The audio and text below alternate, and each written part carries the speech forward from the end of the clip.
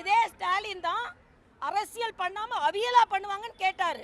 இப்ப நான் கேக்குறேன், நாங்க அரசியல் பண்ணாம அவியலா பண்ணுவோம் இப்போ?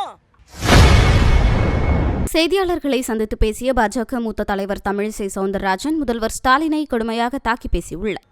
காவலன் செயலி எந்த அளவிற்கு எல்லாருக்கும் பதிவு செய்யப்பட்டிருக்கிறது அதுவும் இல்லை. நான் சகோதரி குஷ்பு போன்றவர்கள்ட்ட நாங்கள்லாம் நாளையிலிருந்து அட்லீஸ்ட் இந்த காவலன் செயலியை எல்லார்கிட்டையும் காவலர்கள் செயலாற்றல, அதனால காவலன் செயலியாவது செயலாற்று தான் நாங்கள் பார்க்க போகிறோம்.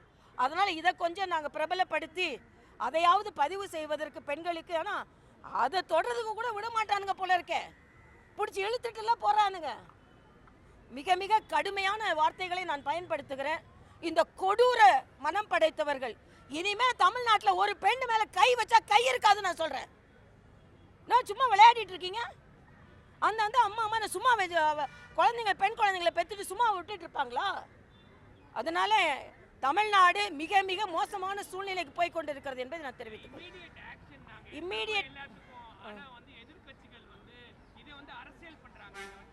ஆமா, இதே ஸ்டாலின் தான் அரசியல் பண்ணாம அவியலா பண்ணுவாங்கன்னு கேட்டாரு. இப்ப நான் கேட்கிறேன், நாங்க அரசியல் பண்ணாம அவியலா பண்ணுவோம் இப்போ? அதனால இன்னைக்கு சரி ஒரு இன்சிடென்ட்ஸ்னா பரவாயில்லப்பா. அண்ணா யூனிவர்சிட்டியில் ஒரு இன்சிடென்ட்ஸு, திருப்பூரில் ஒரு இன்சிடென்ட்ஸு, இன்றைக்கி அங்கே ஈசிஆரில் ஒரு இன்சிடென்ட்ஸு. இது வெளியே தெரிகிறது இவ்வளோ, வெளியே தெரியாதது எவ்வளவோ. எல்லாத்துக்கு மேலே நான் கேட்குறேன், அந்த இடத்த கோயம்புத்தூரில் அந்த இடத்த போய் பார்த்தப்பறம் சொல்கிறாங்க அங்கே டாஸ்மாக் பாட்டில்கள் கிடைக்கிறது, போதை வஸ்துக்கள் சாப்பிட்ட ஒரு அடையாளம் இருக்குது. அப்போது அதை மாதிரி இடங்களை அனுமதிச்சிட்டு இருக்கீங்கன்னு தானே இங்கே நம்ம சொல்கிறோம். ஆக நீங்கள் போதையை அனுமதித்து கொண்டிருக்கிறீர்கள். அதனால் மிக மோசமான ஒரு சூழ்நிலை.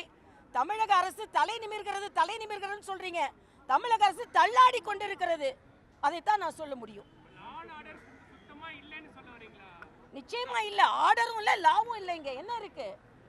ஆனா முதலமைச்சர் அவர்கள் திருநெல்வேலியில நீங்க தோத்து போயிட்டீங்கன்னா உங்க ஆட்சி உங்களை எல்லாரையும் நான் தொலைச்சிருவேன்றாரு. திருநெல்வேலியில் எங்கள் மாநில தலைவர் தான் இருக்கிறாரு, நாங்கள் தான் ஜெயிக்க போகிறோம், இப்போவே ராஜினாமா கடிதம் கொடுத்துட்டு போக சொல்லுங்கள். ஆக அவருக்கு கவலையெல்லாம் 2026 ஓட்டு வாங்குறத பற்றி தான்.